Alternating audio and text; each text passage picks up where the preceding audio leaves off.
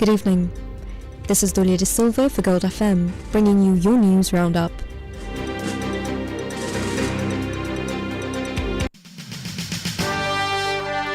The top story on Gold FM.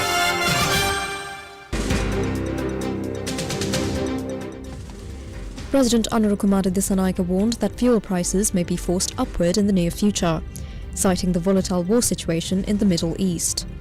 Addressing Parliament in a special statement today, the head of state first clarified Sri Lanka's stance on the regional conflict, emphasising the nation's commitment to neutrality.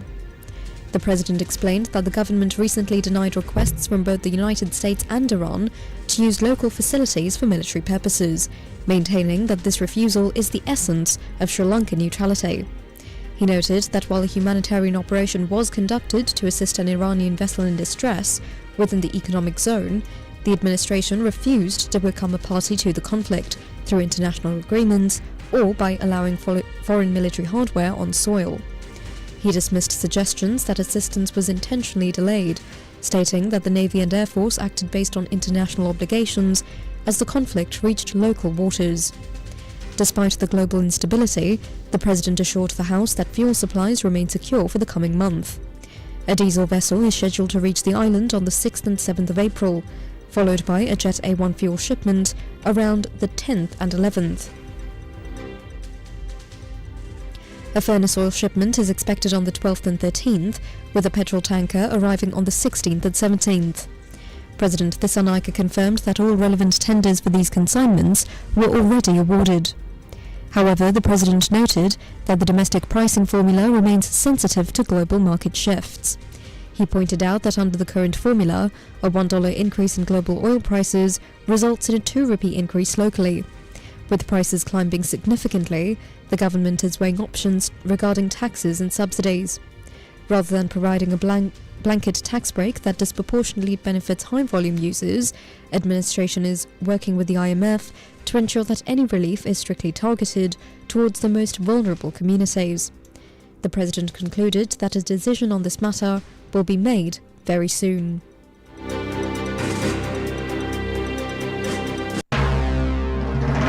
This is the local news on Gold FM.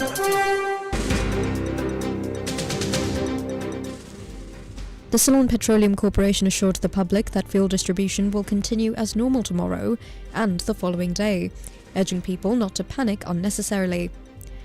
Although an earlier decision had been taken to suspend fuel distribution on those days, CPC Chairman Mayuru Gunawardena stated that the decision was revised due to the QR code system being updated for the coming week at midnight tomorrow. He confirmed that the corporation instructed all stations to maintain sufficient stocks upon opening in the morning and requested dealers to place orders for any required volume at any time. He reiterated that there are no issues regarding fuel availability or station closures over the weekend.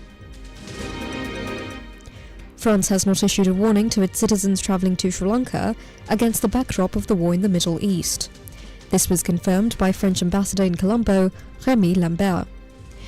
Addressing the Ambassadors' Roundtable organised by the Pathfinder Foundation, he noted that French tourists continue to visit the island and expressed the views that France's G7 presidency this year benefits Sri Lanka. Trade union activist Sanjeeva Dhammika claimed that the law is being used by certain investigators to fulfill their personal aspirations.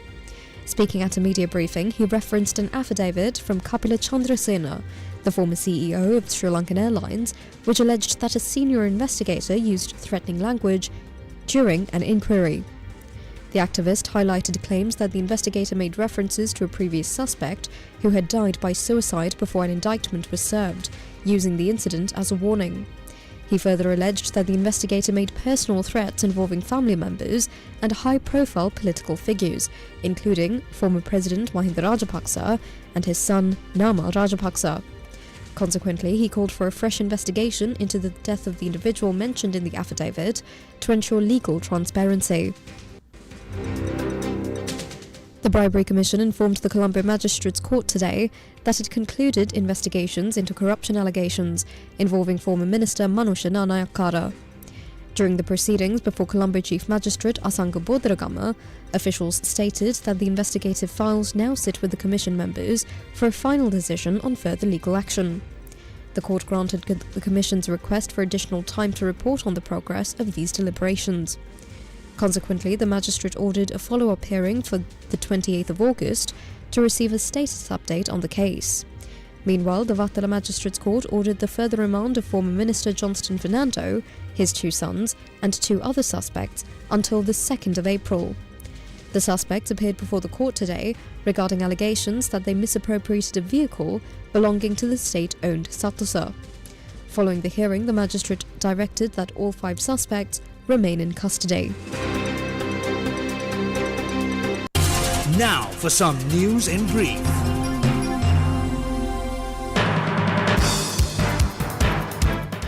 The Department of Meteorology issued a severe lightning advisory for the Sabragamur, Central, North Central and Uva provinces, alongside the Vaunia, Kurunegala and Ampara districts.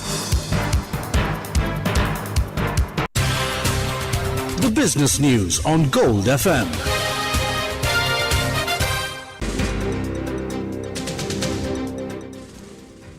The all-share price index of the Colombo Stock Exchange gained 375.72 points to close at 20,639.73 points today. The S&P SL20 index also gained 100.78 points to close at 5,752.19 points. Total market turnover was 4.3 billion rupees. International news on Gold FM. The war between Israel, backed by the United States, and Iran entered its 3rd week, with intense exchanges of strikes continuing overnight and into today. Israeli airstrikes hit targets in Tehran as Iranians marked the Persian New Year, Nowruz. Reports indicate damage to regime infrastructure, with Israel describing the operations as successful in degrading Iran's military capabilities. In response, Iran launched multiple rounds of ballistic missiles towards Israel, including strikes on Jerusalem, central areas such as Rehovot, where cluster munitions reportedly wounded 2 people likely, and the northern port city of Haifa. An Iranian missile struck the Bazan oil refinery in Haifa, causing infrastructure damage and brief power disruptions, though no casualties were reported. Israeli authorities say defenses intercepted incoming projectiles, but the barrage included 6 reported launches since early today. The conflict has now spread to energy infrastructure across the region. Following an earlier Israeli strike on Iran's South Pars gas field, the world's largest, shared with Qatar, Iran retaliated by targeting energy sites in the Gulf, including a refinery in Kuwait and Qatar's Ras Laffan complex. This has driven global gas and oil prices sharply higher. Israeli Prime Minister Benjamin Netanyahu, in a recent news conference, claimed significant progress after 20 days of operations, stating Iran can no longer enrich uranium or produce ballistic missiles at previous levels. He indicated no fixed timetable for ending the war and suggested a ground component may be necessary, while confirming Israel had agreed to halt further attacks on Iranian gas fields at the request of US President Donald Trump. Trump warned that any renewed Iranian attack on Qatar would prompt massive US retaliation against South Pars. High-profile casualties continue on the Iranian side.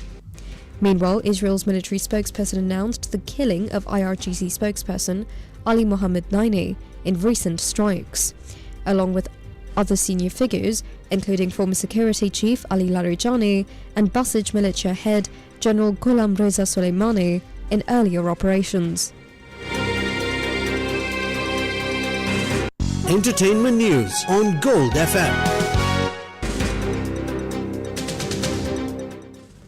Legendary American actor and world champion martial artist Carlos Ray Chuck Norris died at the age of 86. His family confirmed the news in a statement today, revealing that the Walker Texas Ranger star passed away suddenly on Thursday morning, while at home in Hawaii.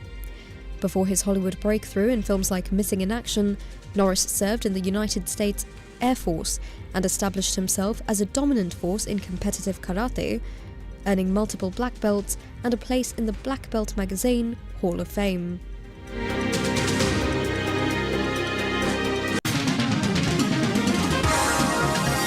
Sports news on Gold FM. St Joseph's College holds a strong position against St Peter's College as play concludes on day 2 of the 92nd Battle of the Saints at the SSC. The Josephian side declared their first innings at 352 for 8. In response, St Peter's reached 248 for 7 at stumps, trailing by 104 runs.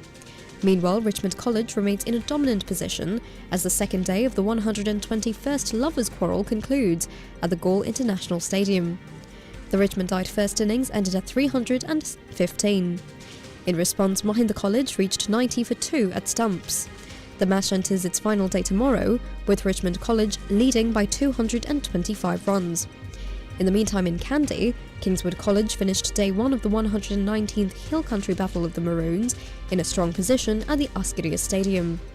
In response, Dharmaraja College faced a difficult start, reaching 28 for 2 at stumps. The Rajans trailed by 198 runs, leading into the second day of this historic encounter. That's it for now. This is Dully De Silva for Gold FM. Thank you, and have a lovely evening ahead.